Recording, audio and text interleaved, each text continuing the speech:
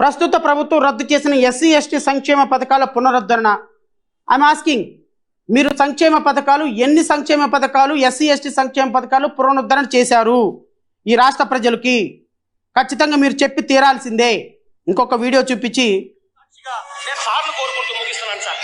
నేను అడిగిన వెంటనే చంద్రబాబు నాయుడు గారు స్పందిస్తూ రాజేష్ గారు అడిగినట్టు ఖచ్చితంగా దీని మీద ట్రిబ్యునల్ వేస్తానని చెప్పి వెంటనే 1,00,000 మందిని హామీ ఇచ్చేసాడే.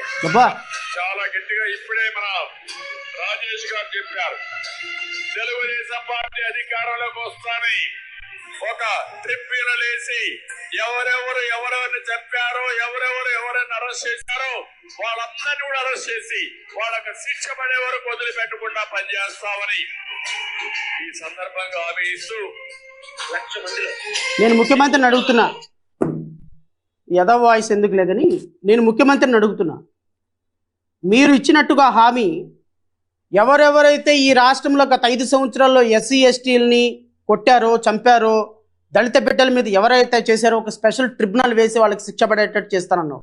1 year అయిపోయింది, హామీ ఏమైపోయిందని అడుగుతున్నాం.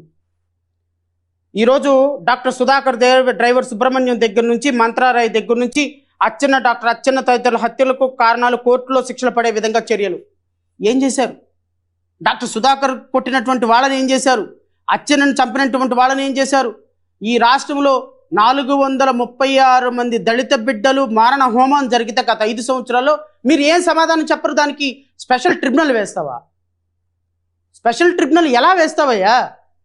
నువ్వు స్పెషల్ ట్రిబ్యునల్ వేస్తావంట, ఈ అదవ అడగగానంట ఆయన ఒప్పుకున్నాడంట, ఆయనంట ఇప్పుడు ఈ రోజున స్పెషల్ ట్రిబ్యునల్ వేసి వాళ్ళకి శిక్ష పడే. ఏమైపోయింది? వెళ్ళి అక్కడ బూట్లు నాకండి, వెళ్ళి చంద్రబాబు నాయుడు దగ్గరికి వెళ్ళి 1 year అయిపోయింది సార్, 1 year అయిపోయింది, మీరు నాకు హామీ ఇచ్చారు 1,00,000 మందిలో, నేను అడగగానే నాకు మీరు హామీ ఇచ్చారు కదా, రాష్ట్ర ప్రజల తరపున ఎస్సీ ఎస్టీలకు జరిగినటువంటి అన్యాయాల మీద ఒక ట్రిబ్యునల్ వేయమని అడగండి. కామన్ సెన్స్ ఉండదు, లీగల్ నాలెడ్జ్ ఉండదు, ట్రిబ్యునల్ అంటే ఏందో తెలీదు, కోర్టు అంటే ఏందో తెలీదు, ఎలా వేస్తారో తెలీదు, అసలు ట్రిబ్యునల్ వేసే అధికారం ఈయనకుందో లేదో తెలీదు.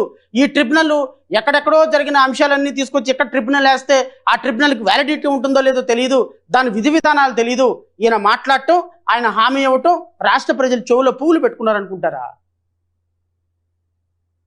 అందుకనే దాన్ని ఎవరన్నా తీసుకెళ్ళి డాక్టర్కి చూపించరా అన్నట్టు కాస్త చదువుకొని సావండి.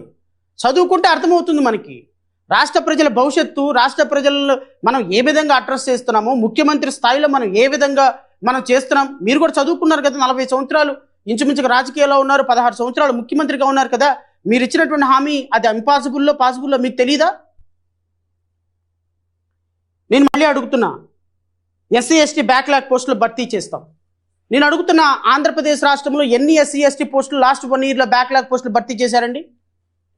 రమారమి 2,40,000 ఉద్యోగాలు, ప్రభుత్వ ఉద్యోగాలు బ్యాక్లాగ్ పోస్టులు ఉంటే గత 8 సంవత్సరాల నుంచి, గత 5 సంవత్సరాలు ప్లస్ గత ప్రభుత్వంలో కాకుండా మీరు 2019లో ప్రతి ప్రభుత్వం అధికారంలోకి వచ్చేసరికి 90,000 పోస్టులు ఖాళీలు ఉన్నాయి. గత ప్రభుత్వంలో ఏ ఒక్క బ్యాక్లాగ్ పోస్టు కూడా ఫిల్ చేయాల. ఈ సంవత్సరంలో 1 year పోస్టు రమారమి 2,40,000 బ్యాక్లాగ్ పోస్టులు ఖాళీలు ఉంటే ఈ 2,40,000 బ్యాక్లాగ్ పోస్టులు ఎప్పుడు ఖాళీలు ఫిల్ చేస్తారు? మీరు మేనిఫెస్టోలో పెట్టినట్టుగా ఈ రాష్ట్ర ప్రభుత్వం ఎస్సీ ఎస్టీ బిడ్డల కోసం చేస్తున్నటువంటి సప్లై నిధులు కావచ్చు, బ్యాక్లాగ్ పోస్టులు భర్తీ కావచ్చు, జీవో 3 పునరుద్ధరణ కావచ్చు, 50 ఏళ్ళకే పెన్షన్ కావచ్చు, జరిగిన దారుణాల మీద ఒక ట్రిబ్యునల్ కావచ్చు, ఒక్క హామీని కూడా నిర్వర్తించకుండా, ఒక్క మాట కూడా నిలబెట్టుకోకుండా, ఇచ్చినటువంటి ప్రతి ప్రామిస్ని తుంగలో తొక్కుంటా సంవత్సర కాలం పరిపాలన ఏం చేయాలి పవన్ కళ్యాణ్? ఉప ముఖ్యమంత్రి ఏం చేయాలి? ఏంది సంబరాలు జరుపుకోవాలా? ఇంటి ముందు ముగ్గులు పెట్టుకోవాలా? ప్రతి ఒక్కళ్ళు కూడా సంబరాలు చేసుకొని రాష్ట్రంలో అద్భుతమైన పరిపాలన కొనసాగుతుందని చేసుకోవాలి. దేనికి కొనసాగుతుంది? ఎవ్రీడే ఒక పాపను మర్డర్ చేసి, రేప్ చేసి, శవాలను కూడా దొరకకున్నందుకు చేయాలా? సొగాలి ప్రీతి కేసులో నిందితులకు ఉరిశిక్ష పడిపోయి వాళ్ళకి చట్టం ప్రకారం, న్యాయం ప్రకారం ఉరిశిక్ష వేయించినటువంటి మీ ఘనత కోసం సంబరాలు జరుపుకోవాలా? 30,000 మంది మహిళలు మారిపోయినారు. పారిపోయిన 30,000 మంది మహిళల్ని మీరు ఉప ముఖ్యమంత్రి అవగానే డీజీపీని పిలిచి, సుప్రీంకోర్టు జడ్జిని పిలిచి, హైకోర్టు జడ్జిని పిలిచి, అంతర్జాతీయ కోర్టు జడ్జిని పిలిచి ఒక కమిటీ వేసి 30,000 మందిని 30 హెలికాప్టర్లు పంపించి, 30,000 హెలికాప్టర్లు పంపించి ప్రతి ఒక్క పాపను ఎక్కడెక్కడ ఉందో ఎత్తుకొని తీసుకొచ్చి విజయవాడలో వాళ్ళ తడ్డులందుకు అప్పచెప్పినందుకు సంబరాలు చేసుకోవాలా? లేకపోతే ఎవరికి కొత్త కొత్త చట్టాలు తయారు చేసి ఆ కొత్త కొత్త చట్టాల్లో ఒక ఆడపిల్లనిలా పట్టుకోవడానికి భయపడిపోయేటువంటి ఒక సిస్టమ్ ఏర్పాటు చేసినందుకు సంబరాలు జరుపుకోవాలా? పంచాయతీరాజ్ డిపార్ట్మెంట్ని, ఫారెస్ట్ డిపార్ట్మెంట్ని అద్భుతంగా పరిపాలన చేసి ఈ డిపార్ట్మెంట్ల మొత్తాన్ని కోట్ల రూపాయల నిధులకి సంబరాలు చేసుకోవడానికి కేంద్ర ప్రభుత్వం నుంచి 100 కోట్ల రూపాయలు తీసుకొచ్చి మొత్తం రాష్ట్రంలో నీ డిపార్ట్మెంట్ని, ఫారెస్ట్ డిపార్ట్మెంట్ని కోటాను కోట్ల రూపాయలు తీసుకొచ్చి నిధులతోటి అద్భుతంగా వాటిని అభివృద్ధి చేస్తున్నందుకు సంబరాలు చేసుకోవాలా? మీరు చాక్లెట్ బిస్కెట్లు తిని మోడీ దగ్గర ఆ ప్రభుత్వం నుంచి డబ్బులు తీసుకొచ్చి అమరావతికి 45,000 కోట్ల రూపాయలు గ్రాంట్ ఇప్పించినందుకు మీరు సంబరాలు చేసుకోవాలా? దేనికి చేసుకోవాలా సంబరాలు?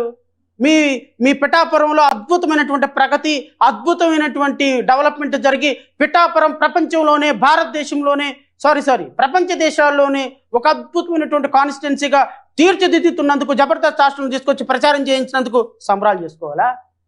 దేనికోసం సంబరాలు చేసుకోవాలి? మీ డిపార్ట్మెంట్లో బ్లీచింగ్ పౌడర్కి డబ్బులు లేవు ఇంతవరకు. నీ డిపార్ట్మెంట్లో కనీసం బ్లీచింగ్ పౌడర్ చల్లడానికి డబ్బులు లేవని సిగ్గు లేకుండా మీడియా ముందు నువ్వే ఒప్పుకుంటున్నావు. ఎవరైనా ఆడపిల్ల చనిపోయిన దగ్గరికి వెళ్తే law will take their own course అంటావు. Law will take their own course. దానికి నువ్వెందుకు ఒక ముఖ్యమంత్రిగా రోజుకు ఒక పాప చచ్చిపోతుంది? ఇదిగో మీ మీ మీ మీ మీ మీ హోమ్ మినిస్టర్ ఇచ్చినటువంటి స్టేట్మెంట్ అసెంబ్లీ సాక్షిగా నేను చదువుతున్నా, వినండి. గత ఏడాది జూన్ నుంచి ఈ ఏడాది జనవరి మధ్య 8 నెలల్లో మహిళలపై నేరాలకు సంబంధించి 16,890 కేసులు నమోదైనట్లు సోమవారం శాసనసభలో హోంమంత్రి వంగలపూడి అనిత వెల్లడించారు. What is this? ఈ 16,809 మంది అమ్మాయిలు మహిళల మీద జరిగినటువంటి అఘాయిత్యాల మీద what is your stand as being deputy chief మినిస్టర్గా?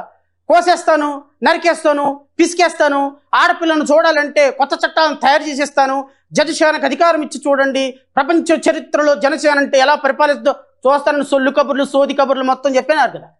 వారాహి యాత్రలో ఒక వ్యాన్ ఎక్కేసింది. ఏమైపోయింది? ఆ వ్యాను మూల పడిపోయిందా వ్యాను? వారాహి యాత్ర మూలపడిపోయిందా? వారాహి యాత్రతో పాటుగా తమరు ఇచ్చిన వాగ్దానాలు కూడా మూలపడిపోయినాయా? వారాహి యాత్రతో పాటుగా 30,000 మంది ఆడపిల్లలు కూడా దొరికిపోయినారా? 30,000 మంది ఆడపిల్లలతో కొత్త చట్టాలు తయారైపోయినాయా? సినిమా డైలాగులకి పరిపాలనకి చాలా తేడా ఉంటుంది. ఉప ముఖ్యమంత్రి గారు నేర్చుకోండి. పాపం సినిమాల్లోనేమో చాలా స్క్రిప్టులు రాసిచ్చిస్తారు. స్క్రిప్టులు అనర్గళంగా, ఆవేశంగా, ఆలోచనగా, ఎమోషనల్గా స్క్రిప్టులు చదవటం మనకు అలవాటు అయిపోయింది. పాప సినిమాల్లో చూసేటువంటి స్క్రిప్టులు ప్రజలు మీరు అక్కడ కొట్టంగానే ఇలా కొట్టగానే 10 మంది పడిపోతారు. ఆ 10 మందిని కొట్టేశారు మా పవన్ కళ్యాణ్ గారిని ఎలా ఏళ్ళు గోల్లేసి కింద కూర్చున్నటువంటి ఆడియన్స్ ఎలా 1,000 రూపాయలు 2,000 రూపాయలు పెట్టి టికెట్ కొంటారో అట్లానే అందరూ ఓట్లు వేసేసారు. ఆ ఓట్లు వేసిన తర్వాత ఉప ముఖ్యమంత్రి అయిన తర్వాత బాబు చట్టం తయారు చేయాలంటే ఒక పద్ధతి ఉంటుందని అర్థమైంది. 30,000 మంది అమ్మాయిలు కాదు మిస్ అయింది. మన ప్రభుత్వంలో కూడా ఆల్మోస్ట్ ఈ 1 ఇయర్లో రమారమి 6,000 మంది 12 నెలలుగా సంవత్సరానికి 6,000 మంది మిస్ అయినారు. ఇప్పటికీ ఇంకా ఎవరు ట్రేస్ అవ్వలేదని అర్థమైంది. మిస్సింగ్ల కేసులు నమోదులు అవుతాయి, అవి ట్రేస్ అవుతూ ఉంటాయి, సబ్సిక్వెంట్గా వాళ్ళు క్లోజ్ అయిపోతూ ఉంటాయి అన్న సంగతి మనకు తెలియదు. ఎందుకంటే మనం చదువుకున్నది ఇంటర్మీడియట్ కదా. ఇంటర్మీడియట్ చదువుకున్న మనకేం తెలుసు చట్టం ఎలా ఉంటుంది, న్యాయం ఎలా ఉంటుంది, మిస్సింగ్ ఎఫ్ఐఆర్ ఎలా అయింది, అది మళ్ళీ ట్రేస్ అయితే ఎఫ్ఐఆర్ ఎలా క్లోజ్ అవుతుంది మనకు తెలియదు. వరాహయాత్ర ఉంది, పక్కన మైక్ ఉంది, జనాలు ఉన్నారు, క్రౌడ్ ఉన్నారు, లక్షల కోట్ల రూపాయల డబ్బు ఉంది, మా ఇష్టం వచ్చినట్టు మాట్లాడతాం. ప్రజలకు వాస్తవాలు అవసరం లేదు కదా. ప్రజలకు కావాల్సింది ఎమోషన్, ప్రజలకు కావాల్సింది ఒక దుమ్ము, ప్రజలకు కావాల్సింది ఒక ఎలిగేషన్. ఈరోజు చట్టం గురించి, న్యాయం గురించి, ధర్మం గురించి 4 పదాలు నడిచేటువంటి వ్యవస్థ గురించి నువ్వు మాట్లాడితే మీ వినేటువంటి కర్మ, దౌర్భాగ్యం, దురదృష్టం ఈ రాష్ట్ర ప్రజలతో పాటు మాకు కూడా పెట్టి ఇంకంతకుమించి మేమేం చేయగలం? సరే, ఏదేమైనా కూటమి ప్రభుత్వంలో 100కి ఎన్ని మార్కులు వేస్తారు అని రాష్ట్ర ప్రజలు అడిగితే అద్భుతమైనటువంటి పరిపాలన ఇస్తున్నారా? 0. Law and order 0. ఎక్కడికి వెళ్ళినా మహిళల మీద అఘాయిత్యాలు, గంజాయి, ఇష్టం వచ్చినట్టు యువత మొత్తం రోడ్ల మీదకి వచ్చి ఇష్టం వచ్చినట్టు పాడైపోయింది. So lawlessness state 0. మహిళల పట్ల భద్రత 0. నిరుద్యోగులకు ఉద్యోగాల కల్పన 0. మహిళల భద్రత విషయంలో 0. రాష్ట్ర ఆర్థిక ప్రగతి విషయంలో 0. కంపెనీల విషయంలో 0. అన్ని గుండు సున్నాలే. మన ముగ్గురు హీరోలకి, మంత్రి గారికి, ఉప ముఖ్యమంత్రి గారికి, ముఖ్యమంత్రి గారికి, వీళ్ళ ముగ్గురికి ఎగ్జామ్స్లో వచ్చినటువంటి పెద్ద గుండు సున్నాలు ఇవన్నీ. అమరావతి డెవలప్మెంట్ 0, కేంద్ర ప్రభుత్వం నుంచి వచ్చిన ఏదైనా ప్రత్యేక ఇన్స్టిట్యూషన్స్ వచ్చినాయా 0, రాష్ట్రంలో ఏమైనా కొత్తగా ఎంప్లాయ్మెంట్ సృష్టించి కంపెనీలు తీసుకొచ్చారా 0, రాష్ట్రాన్ని అప్పుల పాలు తీసుకెళ్లే విషయంలో 100కు 100 మార్కులు, రాష్ట్రంలో లా అండ్ ఆర్డర్ని చంపేసి ఎవరైనా పడితే వాడిని అరెస్ట్ చేసే విషయంలో 100కు 100 మార్కులు, పవన్ కళ్యాణ్ గారికి ఎవ్రీ మంత్ వెళ్ళే సూట్ కేసుల్లో 100కు 100 మార్కులు, నారా లోకేష్ గారికి సంపాదించుకునేటువంటి డబ్బుల్లో నెలకి ఎంత ఆయన వాటాకి 100కు 100 మార్కులు. ఎంప్లాయ్మెంట్ ఎవరికి దొరికింది అంటే మీకు దొరికింది, మీ సామాజిక వర్గానికి దొరికింది, మీ అనుచరులకు దొరికింది, మీ పార్టీ వాళ్ళకి దొరికింది. మీ పార్టీ వాళ్ళకి ఈ రాష్ట్రాన్ని నాశనం చేయటంలో 100కు 100 మార్కులు, సూపర్ 6 అమలు చేయటంలో 0 మార్కులు. ఓవరాల్గా 100కు 100 మార్కులు వచ్చిన డివిజన్ వేరు, 100కు 0 మార్కులు వచ్చినటువంటి డివిజన్ వేరు. ప్రజల పాలిట చూస్తే 100కు 0, మీ పరంగా చూసుకుంటే 100కు 100 మార్కులు. The most successful ruling of in Andhra Pradesh from 2024 June 11th onwards till today, you people gain 100 marks. This is how I can describe.